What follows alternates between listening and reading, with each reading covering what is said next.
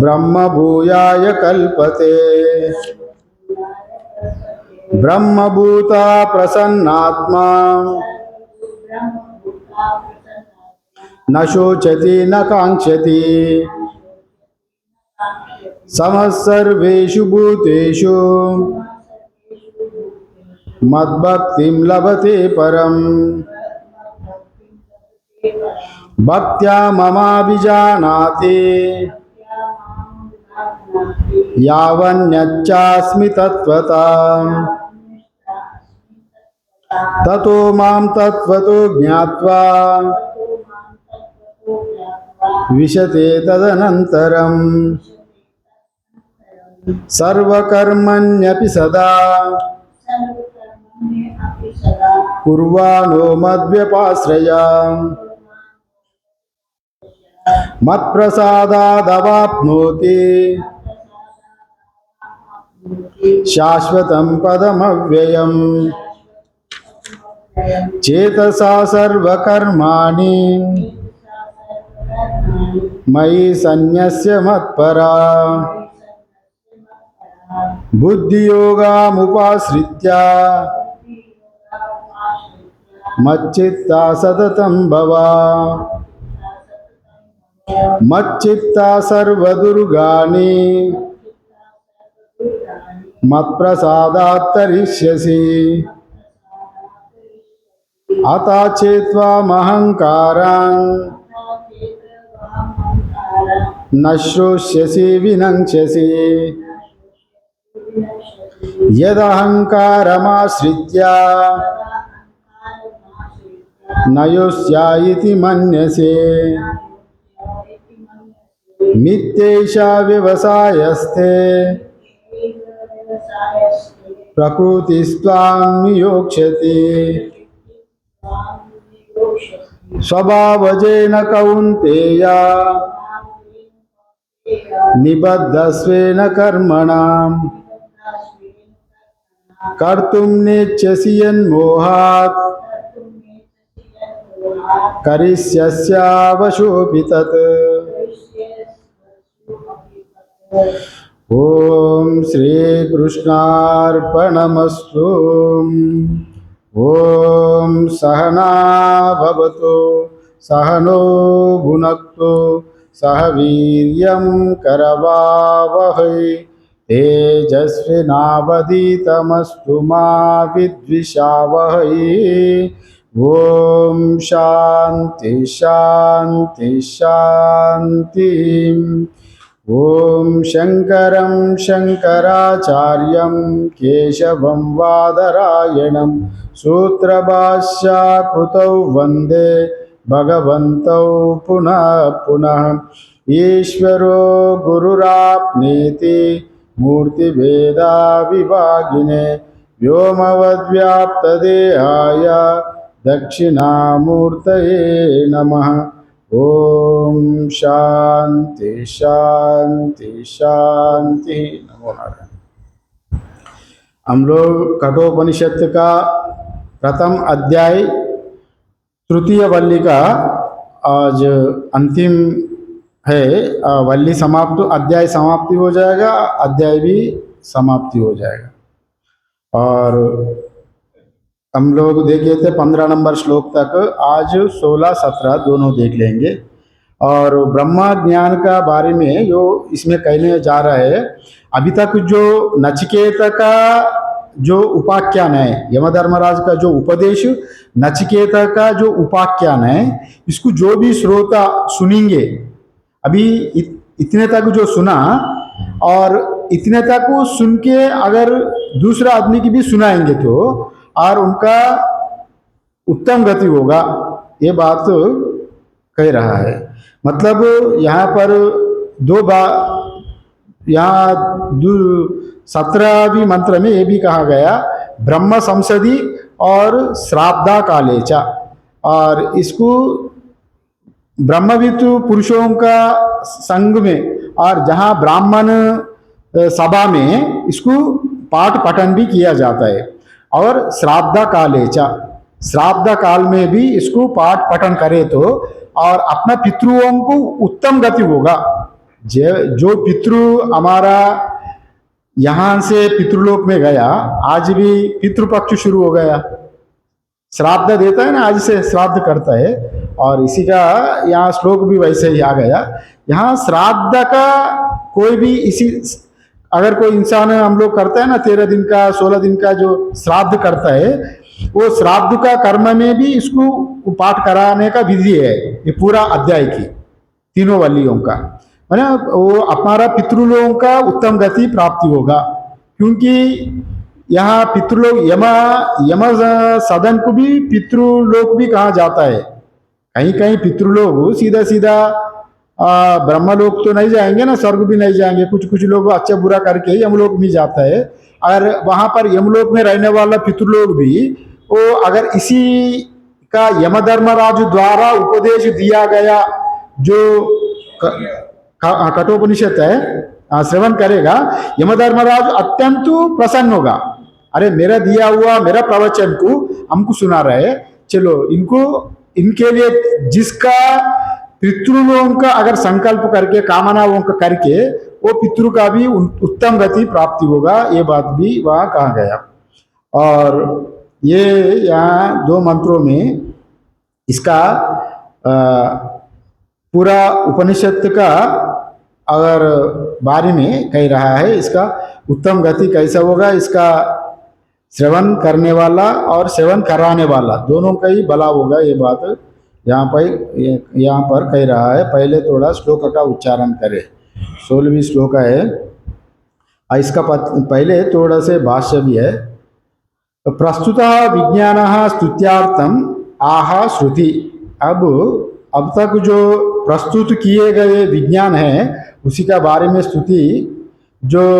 स्तुति करते हैं श्रुति, माने इसका स्तुति कर रहा है। अभी तक जो तीनों वलियों में जो कुछ ब्रह्म ज्ञान प्राप्ति का बारे में बताया, श्रुति खुद उसका स्तुति कर रहा है, माने उसका वो जो कुछ इतने तक प्राप्त किया गया, श्रवण किया गया, और इतने मात्र से ही अगर कोई श्रवण किया उनका उत्तम गति होता है, वो बात यहाँ पर कहने जा रहा है।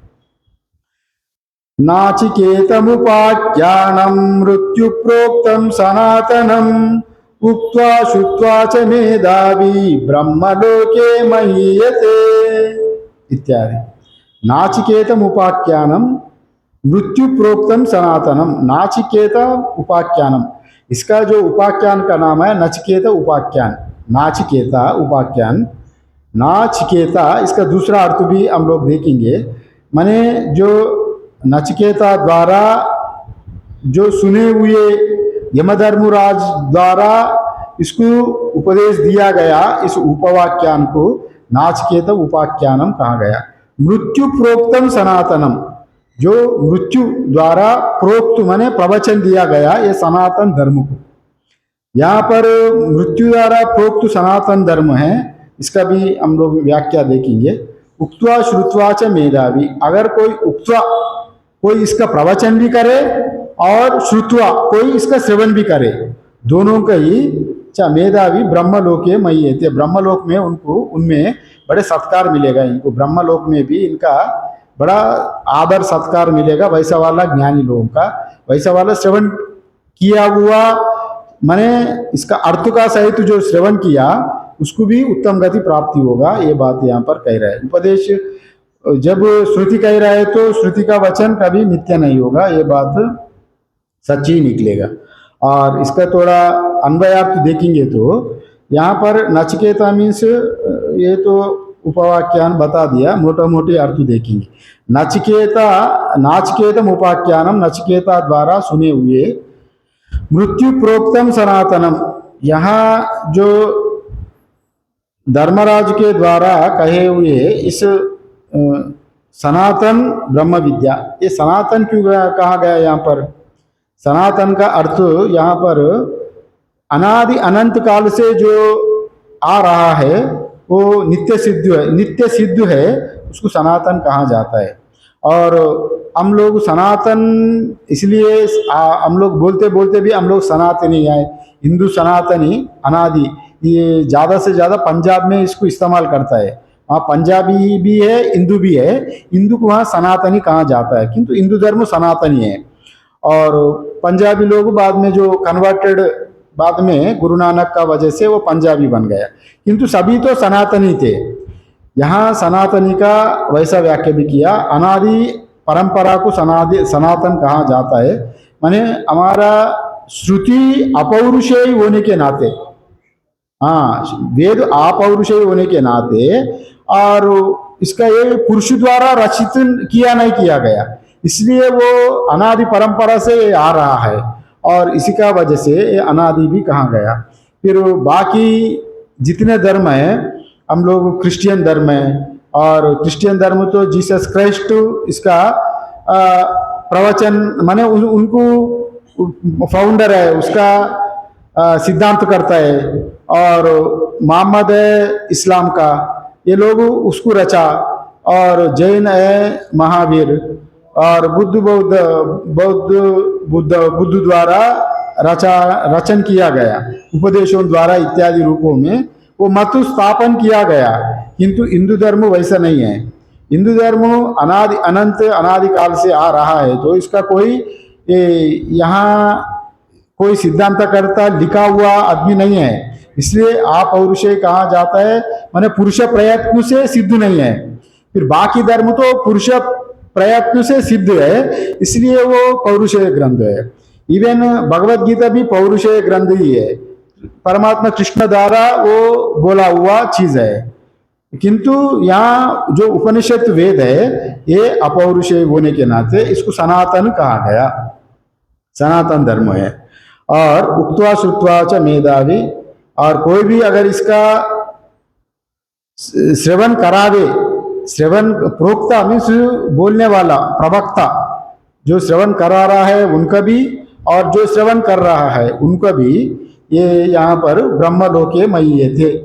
जो विवेकी पुरुष जो ब्रह्म स्वरूप में जो महिमान्वित होकर वहाँ या पुनीत हो जाता है, माने अत्यंत पवित्र हो जाता है, यह बात कहा गया।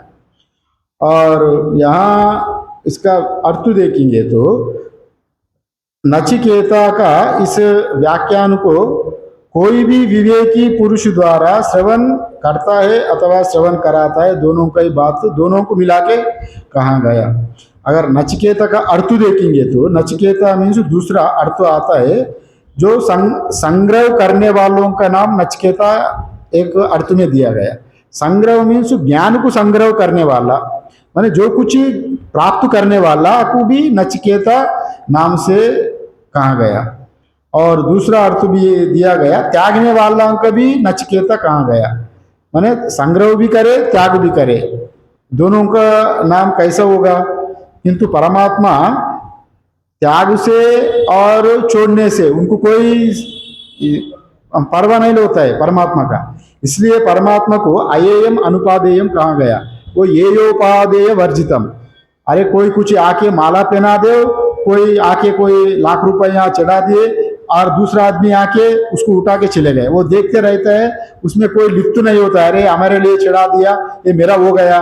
वो अपना मालिकन, अपना जमाता नहीं, अधिकार वहां पर जमाता नहीं, अरे कोई आके वहां रख दिया, कोई किसका जरूरत है वो आके उठा के ले गया, इसीलिए उनका कोई वहां परवाह नहीं करता है। ब्रह्मवेत्ता लोग अलग है, वो अच्छा बुरा से उनका अलग होने के नाते उनको अयेयम अनुपादेयम कहा गया, माने ये उपादेय वर्जितम, वो सब में एक जैसे ही देखता है। अगर किसको घृणा भी नहीं करता है और किसको ज्यादा से अपना गोद में भी बिठाता नहीं है, किंतु सभी उनका ही होने के नाते उनको किसको घृणा करे, किसको गोद में बिठा दे, सभी उनका वही, उनका ये स्वरूप का ही उन्हीं है, उनका ही संतान उनका ही है, व्याप्त है, और उनका ही कौन किसको आदर सत्कार करे, कौन किसको तिरस्कार करे, इसलिए उनको अयेयम अनुपादेयम कहा गया। और सभी में वो परमात्मा ही, अगर मूर्ति पूजा भी करे तो मूर्ति पूजा के भी ठीक है करने दो, क्योंकि मूर्ति में भी सत्ता रूप में परमात्मा ही है। अगर कोई मूर्ति पूजा भी नहीं कर रहा है तो ठीक है, वो मूर्ति उतने में ही नहीं है, सर्वव्यापी परमात्मा होने के नाते ठीक है, वो भी जो निर्गुण निराकार भाव से भी रह रहे वो भी ठीक है, वो भी परमात्मा व्याप्ति रूप में वो भी है, सगुण रूप में मूर्ति भी वही है, तिरस्कार नहीं करेगा, व्याप्त रूप में जो निर्गुण निराकार ब्रह्मा है उसका भी तिरस्कार करेगा नहीं। किसको? आदर सत्कार से परे हो जाने के नाते अयेयम अनुपादेयम, यहाँ परमात्मा का भी वैसा नाम दिया गया।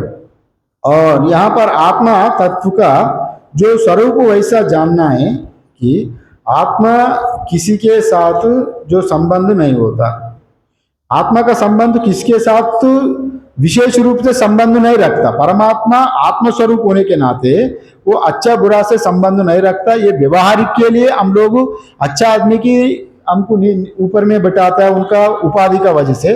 कोई बुद्धिमान है, कोई बड़ा प्रवक्ता है, प्रवचन देने वाला है, वो व्यवहारिक दृष्टि से है। अब व्यवहारिक दृष्टि से एक गद्दी में बैठा है, एक नीचे बैठा है, ये व्यवहारिक दृष्टि से हुआ। पारमार्थिक दृष्टि से आत्मा ना नीचे बैठता नहीं ना हाँ, वो सब जगह है, ऊपर नीचे सब जगह में। तद अंतरस्य सर्वस्य तदु सर्वस्यास्य भाव्यता, वो अंदर बाहर ऊंचे नीचे में सब जगह में, जैसा गंगा जल में भी प्रकाशित हो रहा है, नाला में भी गठरी नाला में भी परमात्मा का प्रकाश हो रहा है।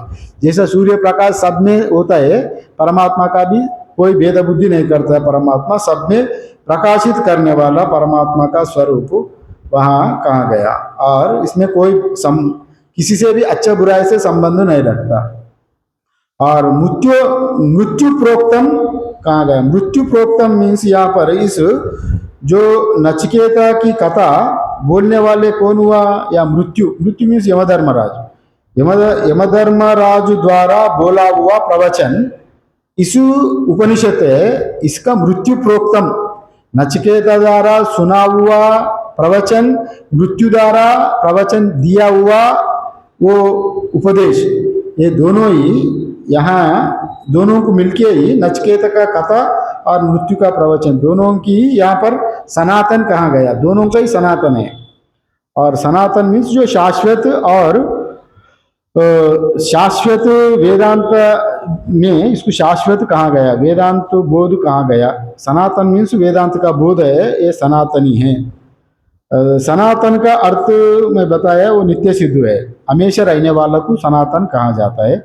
और जो बता दिया गया पहले ही, अनादि अनंत काल से जो आ रहा है वो एक रस है। उसमें आपको कुछ करके, अगर योगा उपासना धर्म इत्यादि करके आप उसको शुद्ध नहीं कर सकते, और कुछ असाधु कर्म करके उसको मलिन नहीं कर सकते।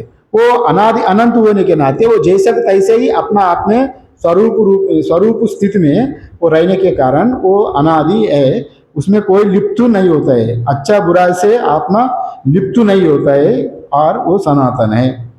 फिर सनातन धर्म को कौन चलाता है? मतलब ये सनातनी, फिर सनातनी मैं किसके पहले ही बताया था, इसका कोई कर्ता नहीं है। आप और ऋषि होने के नाते वेद वो अनादि परंपरा से ही आ रहा है। फिर यहाँ पर एक शंका आता है, वेद अनादि परंपरा से आ रहा है तो फिर ये कठोपनिषद तो यमधर्मराज कहा, फिर याज्ञवल्क्य उपनिषद बृहदारण्यक में याज्ञवल्क्य जनक संवाद आता है, वो याज्ञवल्क ने कहा। और ये इत्यादि एक एक ऋषि का एक एक नाम क्यों दिया गया?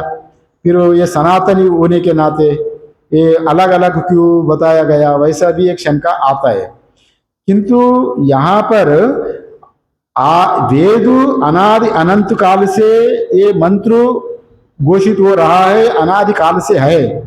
किंतु एक कल्पांतर में अभी इस कल्प का अंत हो गई, इसी अभी प्रलय आ गया जी, प्रलय आ गया, कल्प पूरा प्रलय में चले गया। नया प्रलय में भी आपका वेदांत का ग्रंथ उपस्थित नहीं रहेगा, किंतु वेदांत जैसा को तैसा मंत्र इसी कल्प में था, पिछले कल्प में भी वही था। वो अपना स्वरूप दृष्टि से अपना जो स्वरूप को दिखाने वाला वो आपका ग्रंथ रूप में वो प्रलय में लीन हो गया, किंतु अर्थ रूप में वो हमेशा जैसे व्याप्त है, ब्रह्म जैसा व्याप्त है, वो वेद भी हमेशा वो सनातन रूप में वो मौजूदी है।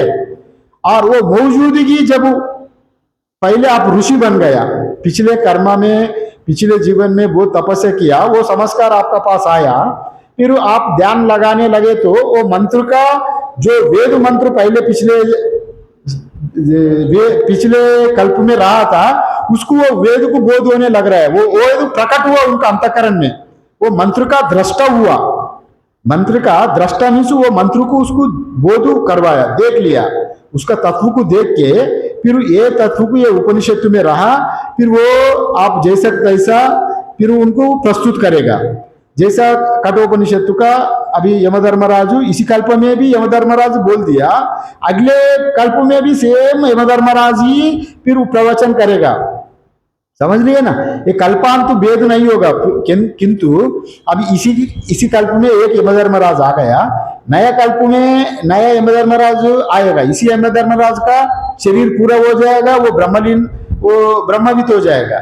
फिर नया जो अधिकारी बन गया, पिछले कल्प में जो उत्कृष्ट कर्म किया, उत्कृष्ट प्राप्त किया उनका उपासना से, और वो यमधर्मराज बनेगा। वो यमधर्मराज को भी वैसे ही बोध हो जाएगा, उनका पिछले किया हुआ कर्म से उनको भी अब जब ध्यान में बैठेंगे तो उनका भी या कठोपनिषद का फिर वैसे ही नचिकेता आएगा। क्योंकि पूरी एक हमारा जो कॉन्स्टिट्यूशन है, कॉन्स्टिट्यूशन राज्यांग है, पुराना स्थिति का लेके कोई भी सरकार आए उसको देखकर जैसे चलाता है ना, वैसे ही यहाँ पर कोई भी अवतार आए, कोई भी अगर नया नया ऋषि आए, वो चलाने वाला श्रुति का अनुसार ही, वेद का अनुसार ही चलाना पड़ता है, इसका ही वैसे ही प्रकट होता है। फिर अगले जीवन में भी वैसे ही यज्ञवल को वैसे ही मैत्रेय आएगा, दूसरा मैत्रेय, वो शरीर तो नहीं रहेगा किंतु नया शरीर रूप में फिर वैसे ही ये क्रम चलता रहता है। हम उसका फास्ट जो पिछले हुआ काल का हम लोगों को अज्ञात होने के नाते हम उसका जानकारी हमारा को हमको नहीं रहेगा। अगर हम लोग पिछले जीवन में क्या रहा, इस जीवन में हम कैसा पता चलेगा, हमको पता नहीं चलेगा, वो स्मृति हम लोग नहीं रहेगा। जिस काल में जो स्मृति हमको रह रहा है उसी का ही हम लोग शक्ति मान के बैठता है, किंतु पिछले जीवन में जितने घटा वो स्मृति हमको ना होने के नाते हमको ज्ञान नहीं होगा। किंतु परमात्मा उनको सब कुछ ज्ञान स्वरूप होने के नाते वो जिससे कार्य करवाना चाहता है, जो अधिकारी है, कर्म फलदाता परमात्मा है, और जो उत्कृष्ट कर्म करके रहा उनको फिर बोध करा देता है, इसका ज्ञान इनको बोध कराना, इससे इसको लोगों को कल्याण होगा। फिर वैसे ही यहाँ पर यमधर्मराज भी यहाँ नया कुछ ही इन्वेंशन नहीं किया, ये अनवील, ये डिस्कवरी, माने उनका मंत्र दृष्टा हुआ, मंत्र को देख लिया, उसको अनुभव किया, वो अनुभव को फिर उपनिषदों में ये मंत्र को ये मैं साक्षात्कार किया। और कोई भी इसका अगर इसी प्रकार इसको श्रवण मनन निधिध्यासन करे तो इसी उपनिषद से वो भी आत्मा का साक्षात्कार करेगा। वो दृष्टा उनको वो अनुभूति वो भी प्राप्त किया। अगर जो आदमी जिस रास्ते में जाके जो फल प्राप्त किया, अरे बाबा तुम भी इसी रास्ते में जाओ, वो फल को प्राप्त करोगे, माने वो पहले रास्ता देखा हुआ आदमी भी बोल सकते ना, वैसे भी ऋषि लोग भी वैसे ही मंत्र दृष्टा कहा गया। और सनातन वैसा आ गया, जो अनादिकाल से ये मंत्र आ रहा है, इसलिए ये कहा गया। क्योंकि ये कृष्ण यजुर्वेद का काटकी शाखा का अंतर्गत का उपनिषद है। कृष्ण यजुर्वेद तो अनादिकाल से वेद है, उसका अंतर्गत का ये उपनिषद होने के नाते इसको मंत्र का दर्शन किया यमधर्मराज ने, और वो बोध अभी नचिकेत को करा रहा है, इसलिए ये अपौरुषेय सनातन कहा गया। और उक्त्वा श्रुत्वाचा मतलब यहाँ इस कथा का जो श्रवण करो अथवा प्रवचन, दोनों ही श्रवण और प्रवचन दोनों करने वालों का ही, और दोनों का जो श्रद्धा से जो प्रवचन सुन रहा है, श्रद्धा से जो प्रवचन कर रहा है, दोनों का उत्तम गति ब्रह्मलोक में उनको आदर सत्कार मिलता है, वो उत्तम गति की प्राप्त कर लेता है। और ये दोनों का बात में कहा गया, वो भिन्न भिन्न एक ही उपनिषदों में। और अगर आप श्रद्धा से श्रवण सुनता है तो आपको अपना केवल उपनिषद आपका पास है, ग्रंथ है आपका पास, खरीद करके पढ़ रहा है, तो आपको कई ढंग का उपमा दृष्टांत इत्यादि आपको नहीं मिलेगा। अगर कोई प्रवक्ता प्रवचन दे रहा है तो कई प्रकार का आपको दृष्टांत दे के वो रास्ता आपको ये नहीं है तो ये नहीं, ये नहीं है तो ये नहीं, वैसे जाना, कई प्रकार का दृष्टांत से आपको समझा देंगे। यहाँ पर ये इसलिए यहाँ पर दोनों श्रवण और प्रवचन अत्यंत आवश्यक बताया गया। और मेधावी कहा गया, मेधावी मतलब यहाँ विवेक बुद्धि वाले मेधावी कहा गया। मेधावी मतलब चांदोग्य उपनिषद में मेधावी मतलब जो जानने वाला, पहले ये ब्रह्म विद्या को जानने वालों से ही आप जानकारी लेना, माने जो रास्ता जानता है वो ही आपको रास्ता दिखाएंगे। और आप कोई मेट्रो में जाए तो ये उसी स्टेशन में जाएंगे तो अज्ञानी बोलेगा जाएगा जाएगा बोलेगा, फिर मैं चढ़ने के बाद फिर वापस आना पड़ा। हमको भी वैसे हुआ था, कोई मेट्रो में गया तो ये वहां जाएगा जाएगा चढ़ो बोला, फिर मैं दूसरा आदमी को पूछे तो अरे वो तो वो पटरी उस तरफ है, आप उस तरफ जाना था, इस पटरी में क्यों आया। अरे एक आदमी हमको गुमराह किया। माने अनजान आदमी अगर से सुनेंगे श्रवण करेंगे तो भटकेंगे। वैसा इसलिए अगर श्रवण करे तो अपना आप खुद का भी श्रवण करे तो हमारा अर्थ दूसरा अर्थ निकलेगा। हमारा बुद्धि जैसे है वो अर्थ ऐसा निकल के वैसे ही साधन करे तो फिर उल्टा रास्ते में जाने का भी वैसा प्रमाद हो जाता है। यहाँ मेधावी, यहाँ पर जो यहाँ चांदोग्य उपनिषद में पंडितों मेधावी कहा गया। 6वें अध्याय में एक कहानी आता है, वहां पर चांदोग्य उपनिषद में जो मेधावी पंडित, एक आदमी इंसान ने अपना ग्राम से एक गंधर्व नगर से एक गंधर्व नगर जा रहा था। गंधर्व नगर का एक इंसान देशांतर से जा रहा था। उस समय तो पैदल ही चलना था, सब आदमी का पास घोड़ा नहीं है ना, कोई किसी के पास घोड़ा है तो बड़ा कार वाला जैसा मानता है, वैसे घोड़े सबके पास नहीं होते थे, कई का पास होते थे। और साधारण आदमी चलते थे पैदल, और उनका पास कुछ सामान धन कुछ था। जंगल में चोर उनको लूट लिया, लूट के पूरा उनका जितने धन लेके उनका हाथ बांध दिया, हाथ बांध दिया, आंख बांध दिया, उनको जंगल में छोड़ दिया। क्योंकि यहाँ कोई मेरा पीछे पीछे आके किसका बता के हमारा पीछे दौड़ के आए तो हम पकड़ में आ जाएंगे। इसको चोर लोग उनका हाथ में पट्टी बांध दिया और हाथ भी पीछे से बांध दिया। फिर खुला छोड़ दिया तो ये चिल्लाने लगा, अरे कोई आए तो हमको बचाओ, कोई आए तो बचाओ, हमको जंगल पार कर लो, मैं तो गंधर्व नगर वाला हूँ, मैं वो देश में जाना है, कोई आए तो बचाओ। सुबह से लेकर शाम तक चिल्लाते चिल्लाते वहां कोई आया था, रास्ते में जाने वाला कोई आके उनको पट्टी खोल दिया। वो पट्टी खोलने वालों को यहाँ पर मेधावी कह रहा है। मेधावी यहाँ पर पंडित, उनको पंडित मेधावी क्यों कहा? फिर वो रास्ता भी बताया, देखो तुम्हारा पट्टी मैं खोल दिया, तुम कौन सा गांव का है? वो बताया मैं उसी गंधर्व देश का हूँ। तुम्हारा गंधर्व देश का जाने का रास्ता इधर से जाके दाहिने मुड़ के बाएं मुड़ के वो रास्ता आएगा, वहां से वहां जाओ, सीधा जाए तो आपका गंधर्व नगर पहुंचेगा। फिर वहां मेधावी उनको कहा गया, पंडित मेधावी मतलब वो उनका गांव का बारे में जो पट्टी खोलने वाला उनको इनका गांव का बारे में, गंधर्व नगर का बारे में उनको जानकारी थे, इसलिए वो बताया। अगर वो गंधर्व का नगर का रास्ता का और किसी का जानकारी नहीं है तो वो कैसे बता सकते थे? फिर वो कैसे भी भटकते थे। वैसे यहाँ पर भी वो उदाहरण क्यों दिया?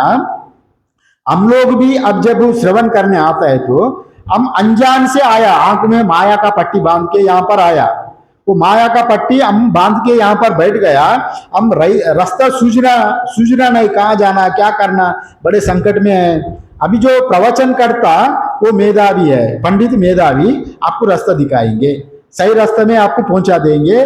तुम इतने दिन से संसार में भटक गया, आंख में पट्टी बांध के माया का वजह से, तुम इसी रास्ते में नहीं जाना, उसी रास्ते में जाए तो तुम ये जितने दिन से दुख भोग रहा है वो दुख से मुक्त हो जाओगे, इसलिए तुम ये रास्ते में जाओ। यहाँ प्रवचन कर्ता का भी यही कर्तव्य होता है, आप दूसरों को रास्ता दिखाने का। यहाँ पर इसलिए यहाँ पर पंडिता मेधावी कहा गया और वो मुक्त हो गया, फिर वो अपना गंतव्य को पहुंच गया। वो जैसे बोला वैसे सुन के वो अपना गांव पहुंच गया। और वैसे भी हम लोग भी अगर जो प्रवचन पंडितों का बात श्रवण करें तो हम अपना गंतव्य को पहचान कर उसी रास्ते में चलकर हमारा उसी गंतव्य को पहुंच के अब दुखों से निवृत्त हो जाएंगे। अगर वो मेधावी पंडित वहां नहीं आए तो वो किसी एक जानवर का शिकार हो जाते थे, बाघ इत्यादि इत्यादि का, सिंह बाघ इत्यादि, और कोई आते उनको खा के चले जाते थे। वैसे ही अगर कोई मेधावी पंडित नहीं है, हम लोग रोज शास्त्र का श्रवण नहीं कर रहा है, मनन नहीं कर रहा है, सत्संग नहीं कर रहा है, तो संसार चक्कर में कोई ना कोई संसारी रूप माया में वो बाघ हमको खा लेगा, यही मृत्यु को प्राप्त हो जाएंगे। फिर अगले जीवन में भी वही घबराहट, वही टेंशन, वही इंसान, फिर यही संसार। इसलिए ये मुक्त होने के लिए यहाँ पर कहा गया। और ब्रह्मलोक मई थे वो ब्रह्मलोक मीन्स ब्रह्म ही लोका इति ब्रह्मलोका, वहां ब्रह्म ही लोक है, ब्रह्म ही लोक। ब्रह्मलोक मतलब हम यहाँ से अमेरिका एक है, ये अलग वो अलग नहीं है, ब्रह्म ही लोका ब्रह्मलोका, माने वो पूरा ही ब्रह्म से ही भरा हुआ है, वो ब्रह्म है, वो ब्रह्म ही लोका ब्रह्मलोका मई थे, माने वो ब्रह्म ही, वो प्रकाशमान ब्रह्मलोक है, वो स्वरूप में वह महिमान्वित हो जाता है, उनका महिमा गाया जाता है, उनका उत्कृष्ट कर्म का वजह से, उत्कृष्ट साधन का वजह से, उत्कृष्ट सेवन कराया, सेवन किया, वो दोनों को सेवन की करवाए तो कई लोगों का भला किया, सेवन करके उनका अपना अंतःकरण को शुद्धि करके अज्ञान को दूर करके वहां तक गया, उसको वहां पर उनको वहां ब्रह्मलोक में महिमान्वित हो जाएगा। ये बात ये 16वीं मंत्र में कहा गया। और एक मंत्र बच गया, छोटा से है, वो भी आखिरी मंत्र है इसमें। याइमं परमं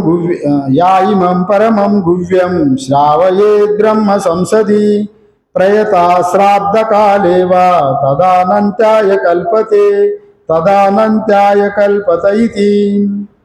इति कठोपनिषत् प्रथमो अध्यायः तृतीय वल्ली समाप्तम्।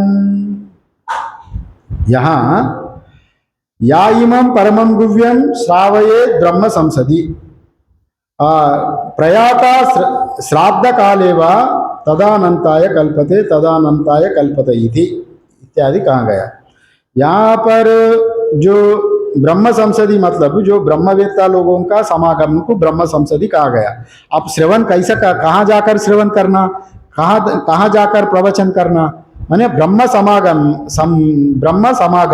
माने जो ब्रह्मवेत्ता लोगों का समागम, साधु संत लोगों का समागम में जाके आपको श्रवण सुनना, और अवसर मिले तो श्रवण भी कर लेना, माने श्रवण सुनना, प्रवचन भी कर लेना। अगर अवसर मिले, आप अधिकारी है, वहाँ उपदेश, आप भी उपदेश भी दे सकते, वैसा दोनों भी कर सकते।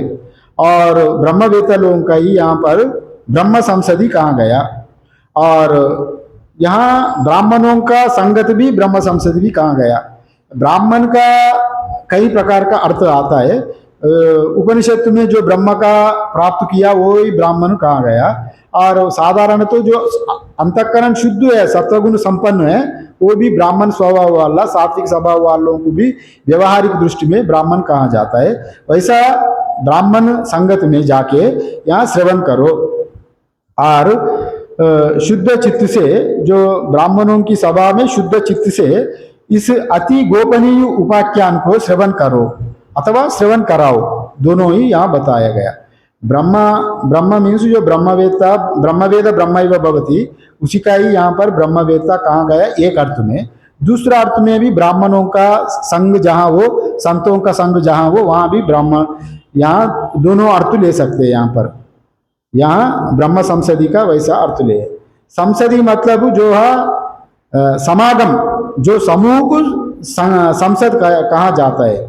संसद में सम्यक ध्यानपूर्वकम विचार अध्यार्थम सीदंती साभ्यः यस्याम सा संसद, मतलब जहाँ पर अच्छा विचार चलता है, अच्छा संगति में सभी एकत्रित होकर एक अच्छे उद्देश्य के लिए वहाँ विचार करने वालों का यह संसदि कहा गया। और यहाँ ब्रह्म संसदि, जो दोनों ही विचार विचार और अर्थ का सहित यहाँ उपदेश करना, उपदेश सुनने का बात कहा गया। और तत्व का श्रद्धा से श्रवण करने और और प्रश्न पूछने से भी, अगर आप सत्संग में गया, श्रद्धा से श्रवण भी किया, सत्संग में कुछ प्रश्न भी आपको शंका आया, प्रश्न भी पूछा, जब प्रश्न पूछे तो आप उसको नया नया एक ऊर्जा मिलता है, कथा में नया ऊर्जा, नया मूड आ जाता है प्रश्न से। अभी मैकेनिकल जाता ही जा रहा है एक रास्ते में, अब आप एक प्रश्न पूछा, उसका प्रश्न का माध्यम से और कुछ जानकारी उधर इधर का भी जानकारी मिलके वो नया एक ऊर्जा पैदा हो जाता है। ये बात भी कथा में कहा गया, माने कथा को एक नवीन रूप आ जाता है, नवीन बना देता है कथा को प्रश्न का माध्यम से। तो इसलिए वहां अगर श्रवण में जाएंगे तो आप प्रश्न पूछ सकते, और आप भी सीधा प्रश्न ना भी पूछे, कोई समझदार व्यक्ति से भी आप फिर समझ सकते। कई प्रकार का यहाँ पर लाभ है श्रवण करने में, ये बात कहा गया। वैसे भी शास्त्र में कहा जाता है, आचार्य पादम आदत्ते पादम आचार्य पादम स्वयं कृतेना, माने आप सुन, और आचार्य पादमादत्ते पादम स्वाब्रह्मचारिणा, और पादम कालक्रमेण च, और एक पादम स्वयं कृतेना, खुद परिश्रम से। यहाँ एक श्लोक है वैसा, आपको श्रवण कर रहे हैं तो आपको एक ही बार में आपको 100% रिजल्ट नहीं मिलेगा, आपको 25% रिजल्ट मिलेगा श्रवण करें तो, और आपको फिर 25% आप खुद मेहनत करना, खुद आपको विचार करना पुरुषार्थ से, और 50% हो गया। और पादम साब्रह्मचारिभ्य, माने सहपाठी है, उन लोगों से शंका आ गए तो दूसरों को पूछ के भी आप शंका निवृत्ति कर सकते। और दूसरा अब 75% हो गया, और दूसरा 25% कालक्रमेण च, माने समय बीतते बीतते अपना खुद का अनुभव से वो भी सीखेंगे, पूर्ण हो जाएंगे, ये बात कहा गया। वैसे ही यहाँ पर श्रवण करने में आप अनेक उपकारी है, ये बात कहा गया। ब्रह्म संसद में श्रवण करने का बात कहा गया, और तत्व को श्रद्धा से कथन करना। और ब्रह्म संसद में सुनते हैं तो कई अधिक गुण फल मिलता है, और अपना आप किताब पढ़ेंगे तो उतने फल नहीं मिलेगा। ब्रह्म संसद में अगर सुनेंगे तो ब्रह्मवेत्ता लोग एक प्रवचन दे रहे हैं, कभी संतों का सामने एक संत आके बैठ के प्रवचन दे रहे हैं, कभी कई लोग जो उपस्थित है वो लोग भी विद्वान है, और विद्वानों का बीच में बोलना बहुत सावधान से बोलना पड़ता है। फिर ये ब्रह्मवेत्ता बोल रहे हैं, अपना अनुभव से बोलेगा, तभी जब अनुभव से और खूब सावधान से जब जो वचन बोलेगा वो सीधा अपना अंतःकरण में प्रवेश करेगा, समझ लिए ना। इसलिए अगर प्रवचन सुनने में ब्रह्म संसद में वैसा प्रवचन सुनने का यहाँ बात कह रहा है। और कोई शंका आ जाए तो आप शंका भी निवृत्ति हो जाएगा ब्रह्म संसद में, और वह वातावरण भी अत्यंत पवित्र होने के नाते आपका समझने में जल्दी तुरंत समझ में आ जाता है सत्संग में सुने तो। और वही बात अपना बाजार में कहाँ सुन रहे तो स्थान का पवित्रता, देश काल वस्तु का पवित्रता भी अत्यंत आवश्यक है। जिस आदमी जो बोल रहे हैं, जो शुद्ध अंतःकरण से जो बोल रहे हैं तो आपका स्वच्छ स्पष्ट हो जाता है। जैसा स्पीकर है, जो स्पीकर आप अच्छा नहीं है, वो आप बजाए तो गई गई आवाज करके आपको सुनाई भी नहीं देगा ठीक ठीक से, अच्छा बात भी हो किंतु वो सुनाई नहीं देगा। किंतु अच्छा स्पीकर है वो एकदम एक नंबर स्पष्ट है, जो कुछ बोल रहा है तो स्पष्ट है, तो आपको जितने सुनाई देगा। वैसे ही यहाँ पर ब्रह्म संसदी से ब्रह्मविद लोगों से आप सुनेंगे तो उनका साधन कर करके उनका अंतःकरण अत्यंत शुद्ध हो गया। वो शुद्ध अंतःकरण से आप जब सुनेंगे तो अपना अंतःकरण में सीधा अपना चेतन मन में प्रवेश हो जाएगा, हाँ, अपना प्रभाव खूब पड़ेगा। इसलिए यहाँ पर ब्रह्म संसदी कहा गया, ब्रह्मवेत्ता लोगों का संग करना, ब्रह्मवेत्ता लोगों से हमेशा श्रवण करते रहना। और हम आजकल जमाना में अभी हमको गुरु ज्यादा नहीं मानता, अरे क्या गुरु, क्या प्रवचन, क्या आचार्य, अभी गूगल ही गुरु है, सबका गुरु है गूगल गुरु को ज्यादा मान रहा है। जो भी मान लो, आजकल एआई आ गया, आर्टिफिशियल इंटेलिजेंट, और आसान हो गया। आप जो कुछ सर्च करो, जो कुछ बता दो, वो पूरा बता देगा आपको। इतने एडवांस हो गए तो जानकारी मेटीरियलिस्टिकली आपको लाभ मिलेगा, किंतु चेतन में चेतना का प्रवेश नहीं होगा वहां पर। इसलिए आप छाया मात्र ज्ञान होगा, किंतु वहां पर प्रकाश अंदर में आपका प्रकाश का प्रभाव अंदर अंतःकरण में नहीं डालेगा।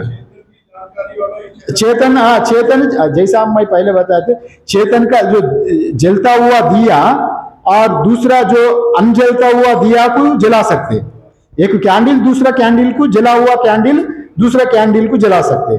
और एक सजा हुआ कैंडल है, कैंडल तो वो भी प्रकाश दे रहा है, सजा हुआ है, किंतु दूसरे कैंडल को नहीं जला सकते, उनका अंदर में चेतना नहीं, वो प्रकाश नहीं है ना, नहीं जला सकते। वैसे ही यहाँ जो आर्टिफिशियल इंटेलिजेंट है, ये गूगल है, वो आप उसको देख के ये दिया है बोध होगा, उसका प्रकाश भी आपको मालूम पड़ेगा, प्रकाश वैसा है, थोड़ा बहुत आभासी ज्ञान होगा, किंतु वो दिया आपको नहीं जला सकते। वैसे ही यहाँ पर गुरु मतलब वैसे ही है जी। गुरु मतलब क्या करता है, ये गुरु का चेतना शिष्य का साथ जोड़ देता है, आप शिष्य का अंतःकरण में प्रकाश डाल देता है। अब गुरु जब आपको दिया जला दिया, आप हर दिन क्या करेंगे, आप उस तेल डालते जाना। गुरु आपको जब आप दिया जलाया, उसको बुझाना नहीं, साधन करते करते आपको उसको हमेशा जागरूक रखना। हाँ, वही यहाँ पर जो बताया गया, वो हमेशा जागरूक रखना ही साधन है। और यहाँ गुरु का अर्थ भी ये वैसे भी दिया गया, गु मीन्स अंधकार, गु मीन्स अंधकार, रू मीन्स प्रकाश, माने अंधकार को हटा के प्रकाश को डालने वाला गुरु होता है।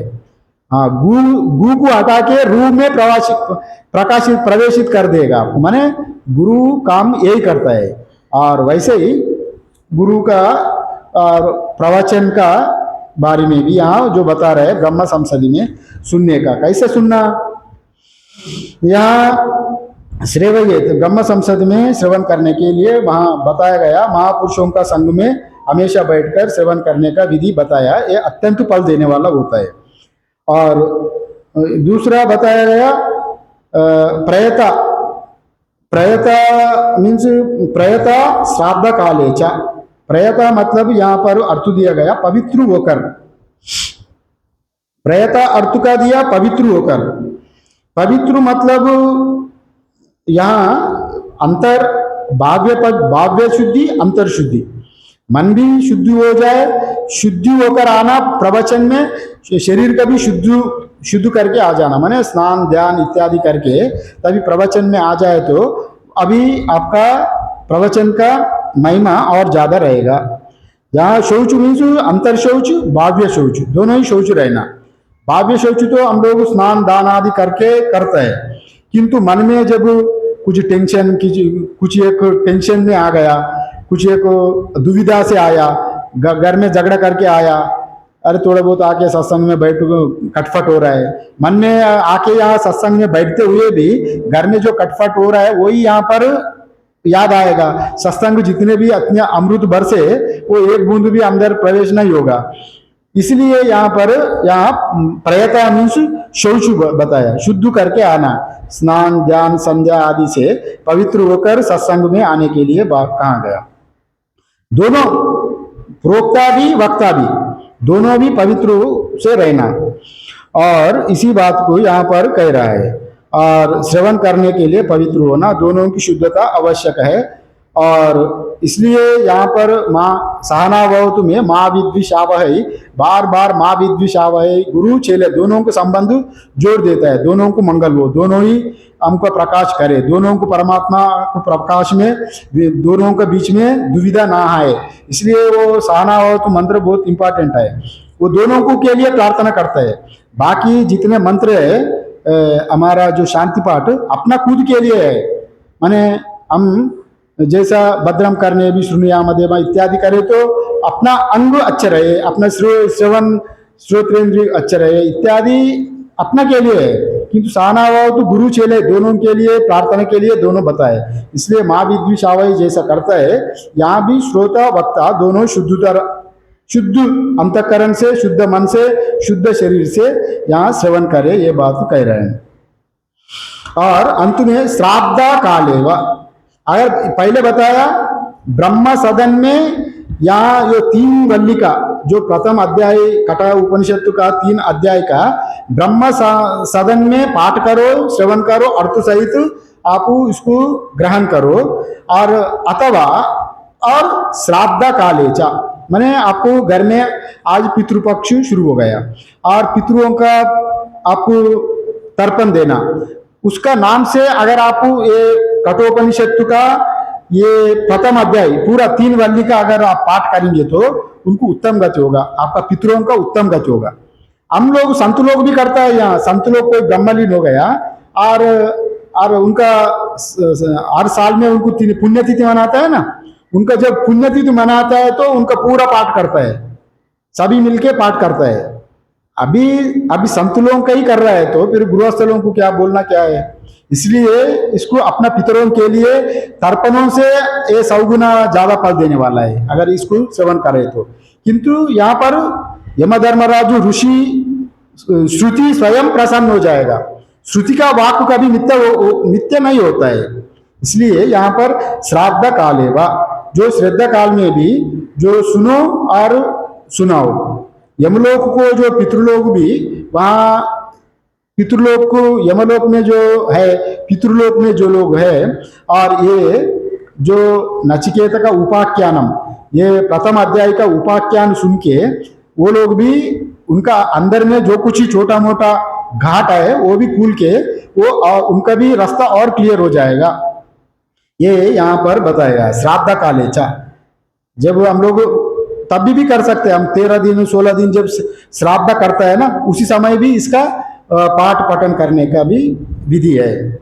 और तदानंत्याय कल्पते, तदानंत्याय कल्पते, तदानंत्याय कल्पते मतलब यहाँ जो श्राद्ध काल में सुनने और सुनाने वाला जो नित्य शाश्वत जो आनंद का अभिव्यक्त करता है, वो भी उनका आत्मा का भी आनंद प्राप्त हो जाता है, ये बात यहाँ पर कह रहा है। और इस कठोपनिषद में जो प्रथम अध्याय 3 वल्लियों का और श्राद्ध काल में इसको आवश्यक पाठ करे, और कोई जानने वाला करेगा उनको वो फल मिलेगा, कोई अनजान आदमी कैसे करेगा। इसलिए अगर आपको जानकारी है, इसलिए ये यहाँ मंत्र ही ये बात कह रहा है ना जी, या इमं परमं गुह्यम श्रावये ब्रह्म संसदी। पहले कहा गया ब्रह्म संसदों में, ब्रह्म सभा में इसको श्रवण करो और इसका श्रवण कराओ। फिर दूसरे में कह रहा है प्रयाता श्राद्ध कालेवा तदानंत्याय कल्पते, श्राद्ध कालेवा बताया, श्राद्ध काल में जो श्राद्ध देता है ना पितरों को तर्पण करने वाला 13 दिन, तभी भी इसको पाठ करे तो इसको अत्यंत फल मिलेगा, उत्तम गति प्राप्त हो जाएगा, ये बात कहा गया। और श्राद्ध काल में जो पढ़े जाने पर वो श्राद्ध पितरों को अनंत विश्रांति सुख देता है इसको पाठ करने से। और वो देवलोक में भी अगर कोई भी अर्चना है तो उनका गति उत्तम गति हो जाता है, ये बात कहा गया। और तदानंताय कल्पते, तदानंताय कल्पते आकर में एक तदानंताय कल्पते एक्स्ट्रा कहा गया, वो एक्स्ट्रा यहाँ पाठ समाप्ति के लिए कहा गया। माने हम लोग पाठ समाप्ति के लिए एक बार एक्स्ट्रा उच्चारण करता है, ये पुनरुच्चारण ये समाप्ति का सूचक है।